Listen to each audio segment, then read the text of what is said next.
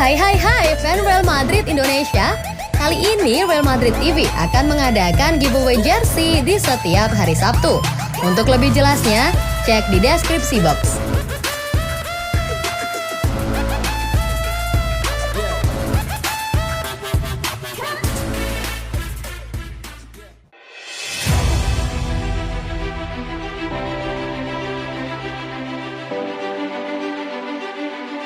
Real Madrid jumpa Liverpool di Liga Champions, ini reaksi Ancelotti.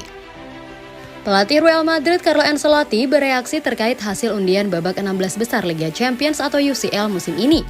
El Real jumpa Liverpool. Sebuah big match tentu saja.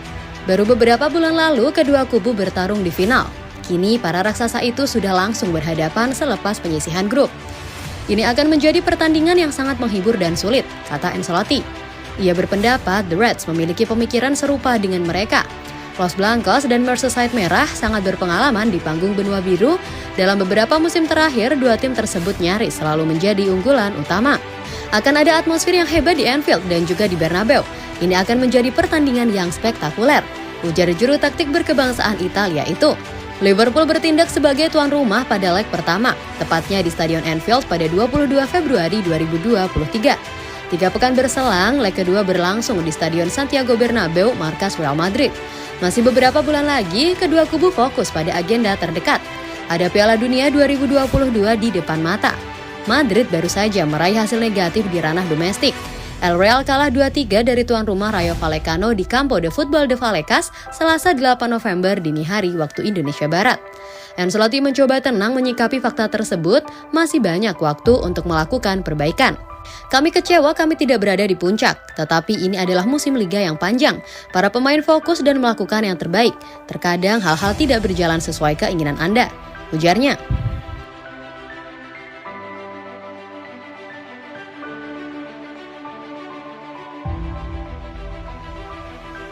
Real Madrid alihkan minat ke Yuri Tielemans.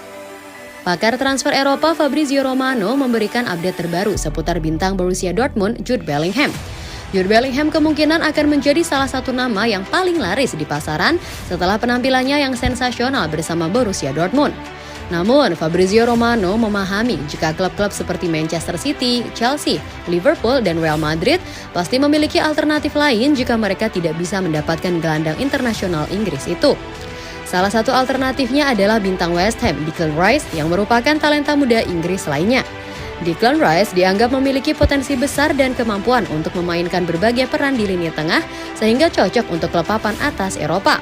Sementara itu, Fabrizio Romano mengatakan kemungkinan West Ham bakal memasang biaya transfer sebanyak 150 juta euro untuk pemain berusia 23 tahun itu. Selain Declan Rice, satu pemain yang berpotensi jadi rebutan adalah Yuri Tielemans. Kontrak Yuri Tielemans hampir berakhir di Leicester City. Untuk siapapun klub yang tak mendapatkan Bellingham, saya pikir mereka bisa mempertimbangkan Yuri Tielemans sebagai alternatif yang baik. Dia terus menunjukkan bahwa dia adalah gelandang top dan dia tampaknya akan pindah sebagai agen bebas, ucap Romano.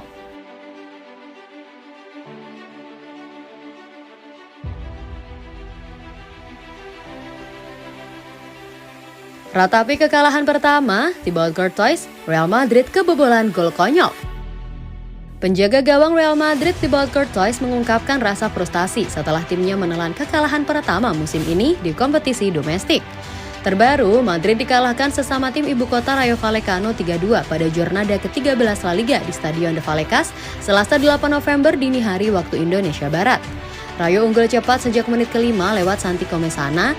Madrid sempat berbalik unggul lewat sepakan penalti Luka Modric 3-7 dan sundulan Eder Militao 4-1. Tapi, sang tuan rumah mampu memaksakan hasil imbang, jelang jeda via gol Alvaro Garcia menit 44. Gol kemenangan skuad arahan Andoni Iraola dipastikan lewat tendangan penalti Oscar Trejo menit 67 yang sempat ditepis dan diulang lantaran Courtois bergerak lebih dulu sebelum bola dieksekusi. Rayo menjalani musim yang hebat, kami tahu ini akan sulit dan kami tidak mampu menyelesaikan tugas di babak pertama, ucap Courtois selepas laga. Kami kebobolan terlalu banyak gol konyol karena kesalahan atau tidak fokus 100% dalam pertandingan. Kemudian penalti, nasib buruk. Wasit bilang bahwa karena Carvajal, itulah yang mereka katakan dalam tinjauan VAR.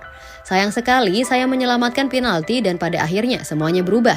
Saya harap itu satu-satunya kekalahan kami di La Liga. Dengan begitu banyak pertandingan, mungkin wajar jika kami kelelahan. Hasil imbang melawan Girona lebih karena kami tidak beruntung, namun hari ini bukan hari terbaik kami dan Rayo bermain bagus, pungkasnya. Dengan hasil ini, Madrid turun ke urutan kedua klasemen sementara dengan koleksi 32 poin, terpaut 2 dari Barca yang menguasai pos teratas setelah menang atas Almeria.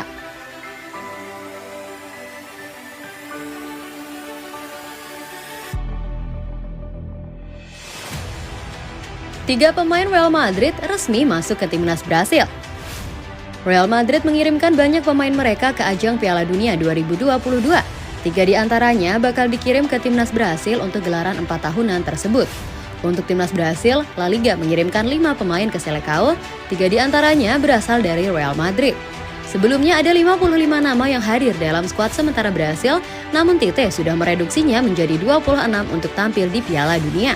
Deadline pengumumkan 26 nama dari masing-masing negara harus dirilis paling lambat 11 November mendatang. Setelahnya tim akan berada di Qatar. Brazil sendiri sudah mencanangkan laga uji coba melawan Venezuela di UEA pekan depan. 3 pemain Real Madrid macam Vinicius Junior, Rodrygo Goes, dan Eder Militao tersemat dalam tim. Ketiganya merupakan pemain utama Madrid pada musim kompetisi 2022-2023 ini. Vini sudah mengepak 10 gol baik di kancah domestik dan Eropa, sementara Rodrygo mengepak 7 gol. Selain itu, Madrid juga masih mempercayakan lini belakangnya kepada Militao. Di luar 2 pemain tersebut, La Liga juga mengirimkan 2 nama lain, yakni Rafinha dari Barcelona dan Alex Telles dari Sevilla. Nama yang disebut terakhir berstatus sebagai pemain pinjaman dari Manchester United pada musim ini.